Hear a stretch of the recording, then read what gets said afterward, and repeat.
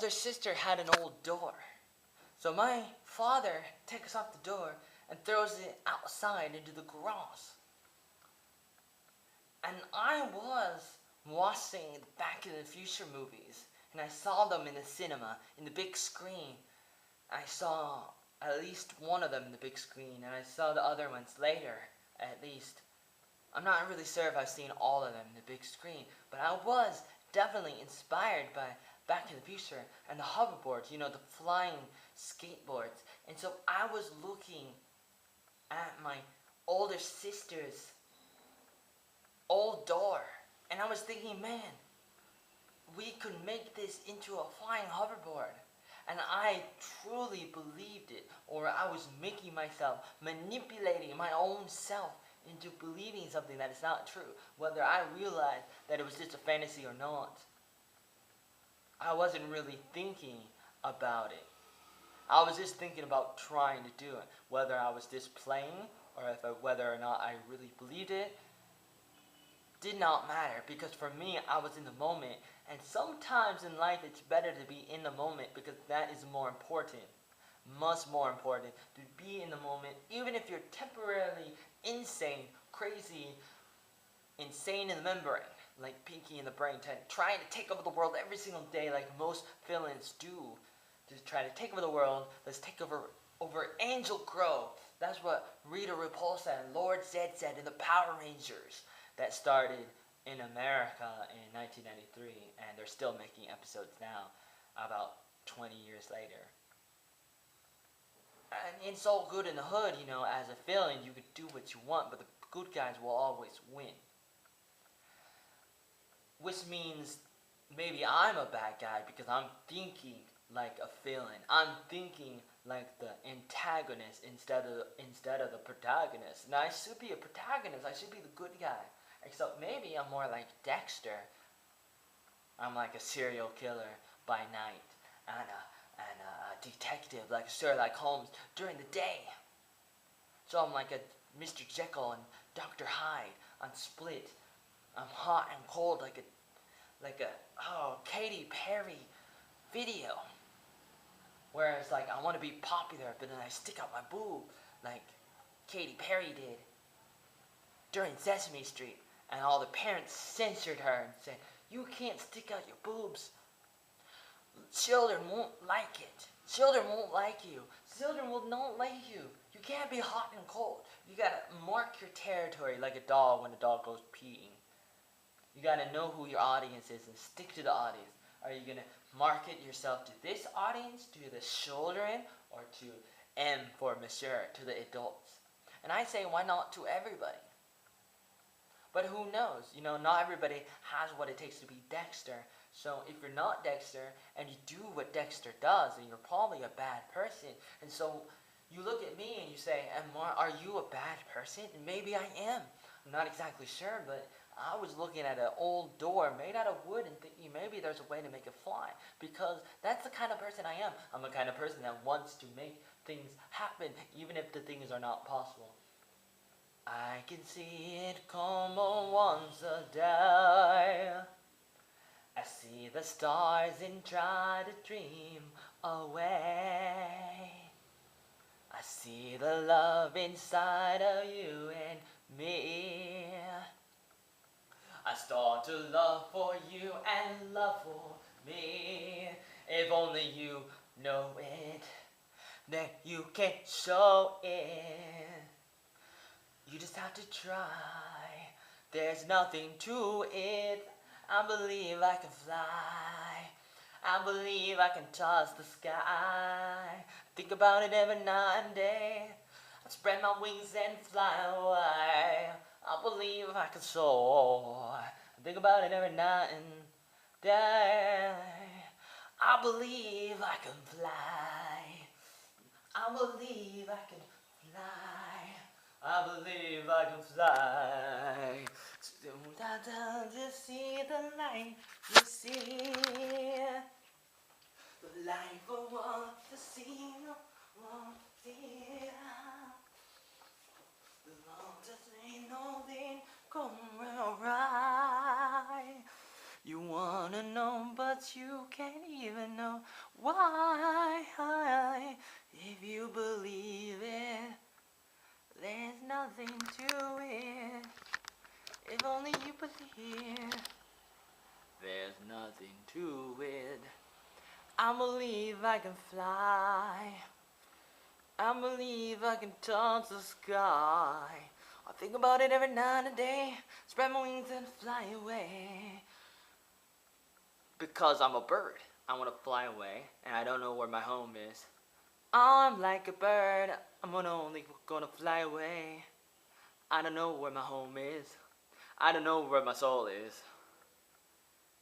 My older sister would always sing that song because she was always moving around in Oregon and all over America, the USA, and all around the world. She started moving around when she was like 10, maybe 10 years old, just maybe a little, but then maybe when she was like 15 years old, I think she moved away. Maybe just a little. Like, I can't remember. She was really young when she moved out of the house and into another city, and so she didn't really know, or she didn't really have a home like a bird. You know, the bird lives in the nest with the mother, but it's just a chick, and then the bird like knocks the egg out or knocks out the bird, and the bird has to learn how to fly on its own. And that's what we need to do in life. We need to learn how to fly on our own. But sometimes if we're too crazy, then we're insane and we're retarded and we can't live on our own. And that's what doctors and scientists thought of me, because they would look at me and they would say, well, you're mentally handicapped. Well, they told my mother, because I had a lot of problems growing up, because like I was partly deaf, and they had to put hearing tubes into my ears to help me hear when I was about 1 year old. And I started wearing glasses when I was about 1 year old. And so I had the hearing tubes in my ears. They stick the hearing tubes into my ears and to help me hear, and I had trouble, and I was learning how to talk incorrectly, so I did not talk as good as my younger sister, who was 5 years younger than me. 5 years. 5 years younger than me, but she could talk better than me, and she was like a couple of years ahead in everything, in math, and she was like the smart one. And when you're smart, when you're really, really smart, you tend to get this apathetic relationship with other people, or apathetic relationship with your own brain. You don't have to try, so you become lazy, which is another reason why I don't really like the word lazy whenever I hear it, because it's like I think about that, and I think about, oh, you think I'm lazy like my sister? I'm not saying my sister is lazy. Maybe sometimes in the past, maybe not anymore. I don't really know, but I'm saying, hey, you have to be careful, and you have to keep on trying. Never stop believing in who you are. Never give up. Never surrender. Never let go, like Titanic. Except Leonardo DiCaprio, he lets go and he drowns. And unfortunately, the old lady never stops thinking about him, supposedly. It's very sad, but my mother believed in me, and I kept on getting better, even though I had all these problems that I couldn't hear well, but then I started hearing better when I was 10, and they took out the hearing tubes because my ears started getting better when I was about 10 or 11 years old. And I started getting better, and I was homeschooled. My mother was helping me with everything, and I was getting better. And a lot of things helped me, like God himself, through all these different things, like my mother, and Kumon, and Awanas, and Word of Life, Olympian clubs, shirts, and all these different programs, like the homeschooling program, and all these different things, and it really does help. But there was a few times we go to these state tests, where the test goes, and, like the government requires these tests, so that they know that you're learning something at home, because if you're not, then you have to go to public school, which you don't learn anything at. Sometimes you may not learn anything in a public school, but they don't really care. What they care is that if you're not learning something at home, then you need to go to public school and try to learn at public school, and they'll try to help you. But there are some limitations to the educational systems, even in the United States, which the United States is not necessarily the best when it comes to education. And so the scientists and doctors and teachers, they would look at my test results, and like one time I was like 7 years old, and they said the test result was that I was at the level of like a pre-kindergarten level. I was like 7 years old. Pre-kindergarten is like about 2 or 3 years old or so, and so I was like 3 or 4 years behind other people that were about 7 or 8 years old. A few years behind, like 4 years behind. And then later, like I was like 8 years old or so, and I took like another test, and I believe that was the time that they said, well, you know, he has problems. You know, this guy right here has problems, right? He has problems, man. Dancing, trying to make hoverboards out of broken doors. You know? Problems. He's never going to pass like the 6th grade. He's mentally challenged. He's slow, like too slow. But, see, the thing is that you shouldn't let people tell you what you can or cannot do, because that's not necessarily the truth. You know? Like, you don't really know what is possible and what is not possible. You don't really know. You gotta try, and you gotta ask for help from all the right places, like people around you, you know. Look up, ask God, even if you don't believe in him and you think he's a joke and not possible, and you believe in the evolution because it's just a theory or something. I'm not here to make fun of theories and other things that you may be taught to be truth and stuff, but I'm here to say you need to think about it as much as you can, and just make up your own mind on what you believe and what you don't believe. I'm here to tell you about my life, and when I was around 8 years old, there was a broken door from my older sister, and I was trying to make a hoverboard since I was being influenced by Marty McFly, Michael J. Fox, the Back to the Future series, Back in the Future, Back to the Future. They had hoverboards in the year 2015, which is only in a year from now, because right now it's 2014. So I can't wait for that, but it may not happen because they may not actually have hoverboards. Or maybe they do, but they don't want to show the public about it, and they want to wait a few years before they show people that they really know how to do it, because maybe there are inventors out there that know how to do it, but maybe they don't. Maybe they do, but who knows, because they're not going to tell you. Why would they want to tell you? Man, why would I want to tell you? Man, I don't want to tell you, man. Why would I want to tell you? I don't want to tell you, man. I don't want to tell you. That's what the people are saying. The scientists, the inventors, they're saying like, oh, we know how to make hoverboards. We know how to make flying skateboards and flying saucers and flying cars and stuff. But we don't want to show you yet because of this, or because we want to make more money in the long run, or we want to continue to make people scared. And that may or may not be true. I would like to believe that they do have inventions out there, like in Roswell or Area 54 or something around New Mexico, in different parts where there's like, you know, a lot of empty space, and you look in the satellite pictures and you're like, look at all these factories, look at all these warehouses, what do they do inside of that? There's a lot of, you know, co-op things, like cover up stories of, you know, these things you don't know what's going on. In the world, there's all these stories about, you know, people, and you don't know what the people do, so they have like secret businesses, you know, like, what do you call it, like a fake business, kind of like what they had in the Breaking Bad, where like it's like, oh, you see that they're selling some kind of like food, like you know, it's just some kind of typical like maybe Mexican food, or it's like a taco and stuff, but you find out that there's weed inside. There's weed inside, so it's like a cover up, and so there could be a lot of those things in the world where it's you don't know it's there, but it's like hidden, and it's a secret, it's a puzzle that only Sherlock Holmes can solve, or that only Dexter can solve, or something. But a lot of mysteries are out there, and we need to keep our eyes open for what they are. I just want to let you know that I have tried to make up things, to invent things. So I call myself an inventor because of the hoverboards that I was trying to make, the flying skateboards I was trying to make, in other words, out of those broken doors. And then I had some pins that you have, the bowling pins that you knock down when you're playing bowling, and I stuck some nails into the bowling pins to try to stick the pins together to make a robot. And I was thinking, okay, I'm going to do this somehow. And I was about 6 or 7 years old, and I was trying to make a robot. You know, I don't know if this video is too long, and maybe I'm talking too much about too many things, but I feel like it was not long enough for me to really make the stuff that I really wanted to make. You know, I did not have enough time to do what I wanted to do in my life, and now I'm like almost 29. It's the 10th, or really close to the 11th of January 2014. I'm in District 1, 544, or 5K, in my room, in District 1 of Saigon, Vietnam, Southeast Asia. and I've been in Vietnam since 2012.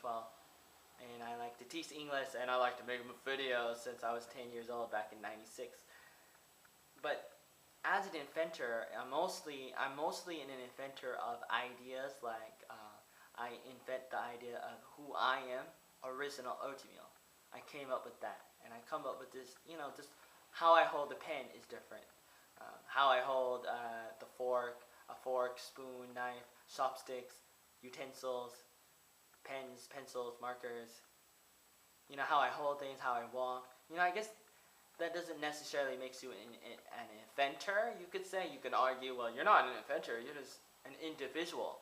Not an inventor, you just have style, swagger, mojo. Or, mojo? It's just how you do things. But I would argue and say, well, everybody, in a way, is an inventor of style and mojo of how you do things, how you think and how you act and how you talk and how you feel and everything. Everything is a choice, and nobody can really force you in how to think and how to act and everything. We need to keep an open mind, open book in how we do those things and how we think about how other people affect us. Because sometimes we try to say, hey, other people totally affects us and totally kills us, and that's really bad. But really, you can't really say that. You can't really say, oh yeah, other people are brainwashing me. I mean, sometimes that happens, but you need to get to the point where you're above that, and you're not going to let people brainwash you, control you, where you can think outside the box, where you make your own decisions on what is right and wrong. You shouldn't just make those decisions on what is right and wrong, because you really need to know what is right and wrong. Because there are absolutes, and there are eternal morality that is the same for everybody. Situations can depend on a lot of different things. Things vary from situation to situation, so it all depends. It all depends. Like I may have to do this, but then you may have to do that. So those things depend. But then there's other things that are deeper than those kinds of circumstantial things that are universally the same. There are eternal principles that governs the day-to-day programs. So people tend to look at the programs of individuals and circumstances. They look at those programs and they say, well, this is right. This program right here is right. This thing for this person is right. Therefore, this thing is principle. And then over here, it's totally different. So it's wrong for them, and then something else is right for these other people. But they're using the wrong words. They're talking about the programs. They're talking about, circumstantial things. And those things change. And that's very important to remember. Circumstantial things change from time to time, depending on certain situations. But I'm not talking about that. And it's very important to remember that I'm not talking about that. I'm talking about eternal principles that are the roots to the fruits. They're deeper, they're underneath, and they're invisible, and those things stay the same despite what year it is and what country you're in and your name, how old you are. There are certain things that governs how we do things. There are certain philosophies and principles and rules that helps us interpret life and helps us govern and judge and make assumptions on how to live life.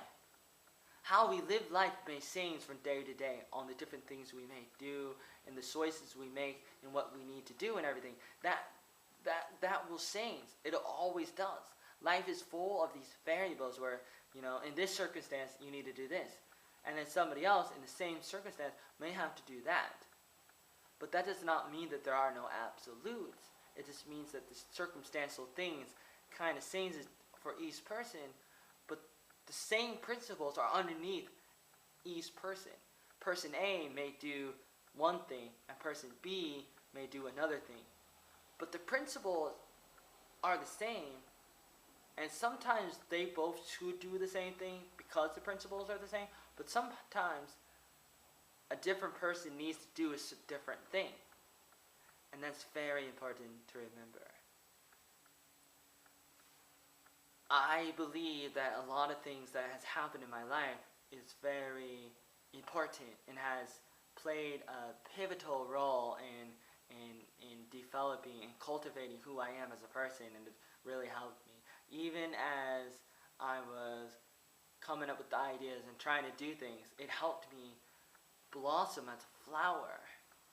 And when I say flower, I'm not talking like I'm a girl and I want to lose my virginity or something. I'm just saying that I want to grow and learn how to do things. And I was doing that to the best of my ability. And I believe that's very fundamental and very important to imagine. And you have to give your children enough time to think and to come up with their own ideas.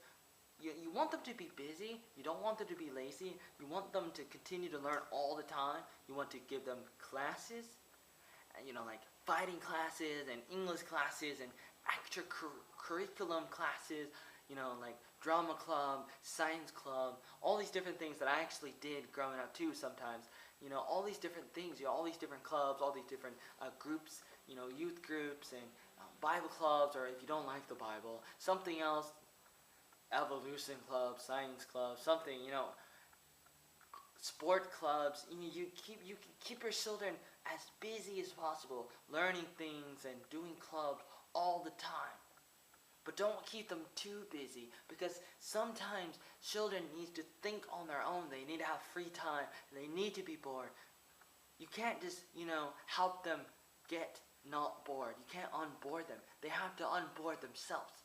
It's a part of it, part of their development. It's part of their development. It's very important that they learn how to keep themselves busy, because if they don't learn how to do it when they're younger, they'll never learn how to do it. I was able to be busy, and my mother and my parents, I guess my mother and my father and other people were able to keep me busy many different times in my life, and I was able to be busy, and not be lazy, and learn a lot of things. So it's very important. That was very important.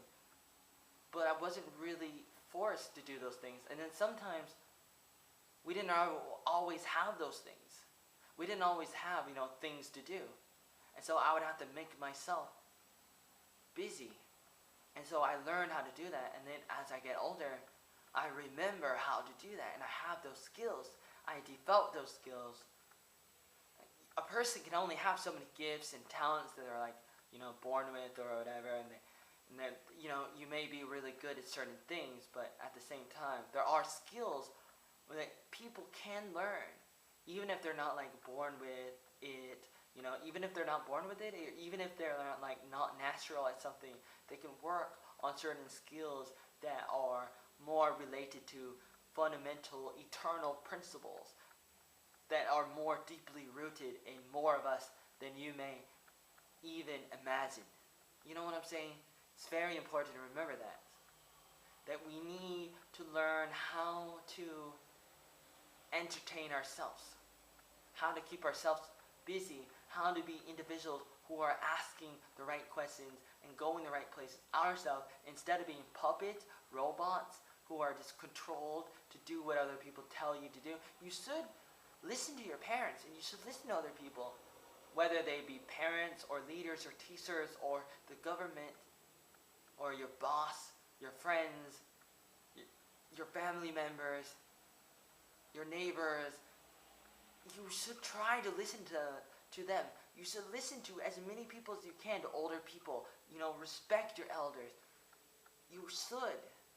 But at the same time, you should think about it too, and don't let people brainwash you, because people are not always right. People make mistakes, even if it's your husband or your wife or your mother or your father, your brothers and sisters, your aunts, your uncles, your lover, your boss, a person that you've known all your life, your best friend. It doesn't matter who it is.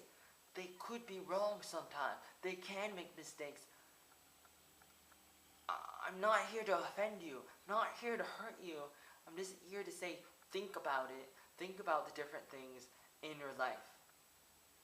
Think about the different people. Try to learn from the people. But think about it at the same time. Don't just take my words and say, oh, he's right, and walk away and do everything that I say. And at the same time, don't just think that everything I say is wrong. Don't just look at certain people and judge them prematurely and say, well, he's not right because he's not old enough to know what's right or wrong, or he's not right because he's too white.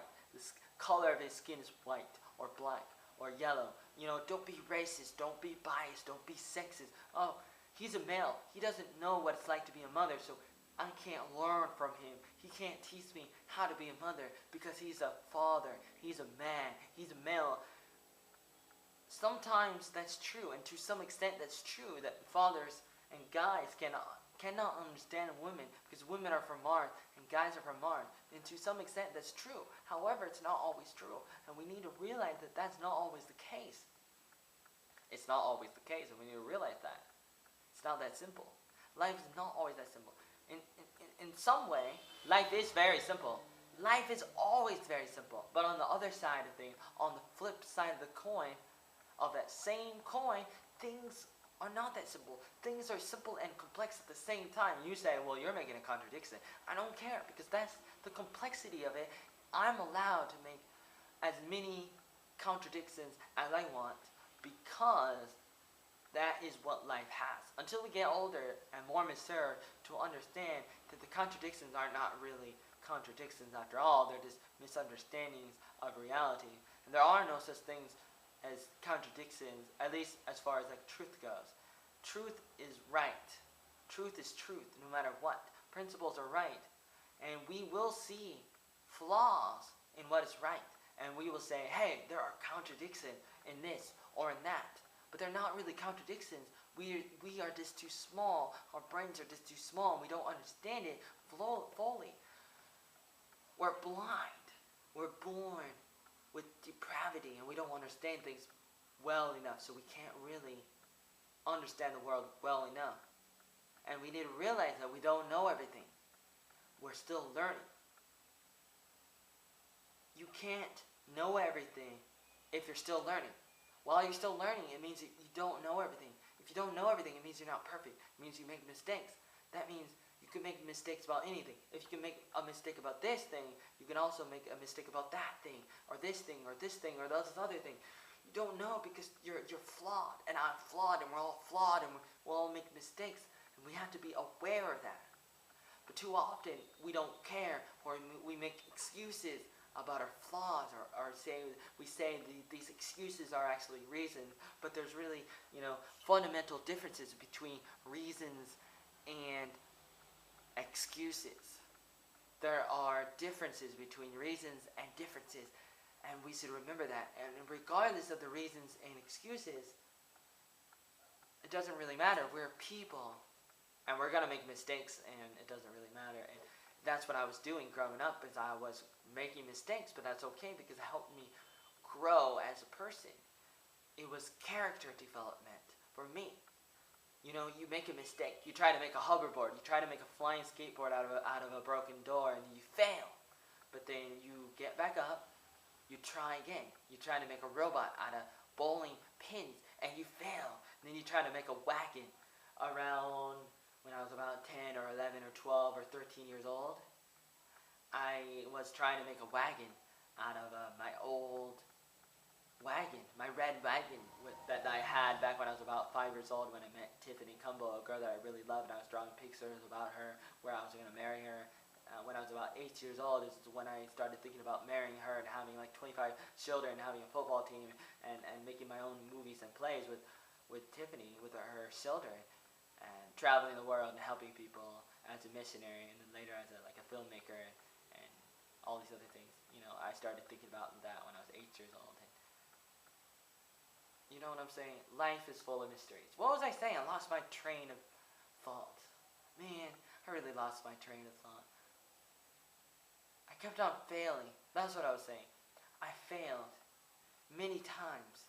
That's what I'm trying to say. I was trying to make a robot out of bowling pins, and I failed. I was trying to make a flying skateboard, hoverboard, out of a broken door, and I failed. I was trying to make a taxi out of an old wagon and a bicycle, and I failed. The management in our trailer park told us we had to tear it down because I guess maybe there was some health concerns that maybe people could go in there and get hurt, or maybe they just don't like the things I made because I'm brilliant or horrible at making things. I would say that I'm a carpenter to some extent because my father is a carpenter and landscaper and gardener and, you know, a person who works with his hands really hard all day to make the land and the yards and all these different things look better. Because my father, like more than like 40 years or so, he has been like a landscaper who's like cuts and trims and, you know, mows the lawns, you know, cuts and trims bushes and trees and, you know, does all this digging and all these things, you know, fixing things outside the yards and the lands and property, all these different things. And I feel like I've learned how to, you know, make things like a carpenter because my father has. Which sometimes my father is too impatient and he's too in a hurry and he makes too many mistakes with the things that he's made. Unless if he's getting paid a lot of money, then maybe he can do things right. But I try to do things right no matter what, and I made a lot of different shelves, different things inside our house. And they were really good and they were really strong, and I tend to put like a lot of nails into things, and I'm like, I would like to say to, you know, to people, yeah, I know how to make things. And so I thought, you know, I could succeed. Just like Abraham Lincoln. You know, I tried to do this, and I fail. I tried to do that. I fail. I tried to make a robot out of pinballs, out of bowling pins, I mean. And I fail. I try to make a flying skateboard out of a broken door, and I fail. I try to make a wagon taxi out of a, you know, an old wagon and a bicycle, and I fail. And I try to make like a dollhouse for my younger sister in the ground, and I dig a hole, and I'm using wood, and I'm building things, and I fail, and I try to build an actual like house in the backyard out of wood, and I fail, and I was trying to make some kind of tree house at Bill and Janet Bailey's grandmother's house in North Plains, like in the countryside, in the trees, in the forest, near their house, in North Plains, when I was about 11 or 12 years old. And I failed.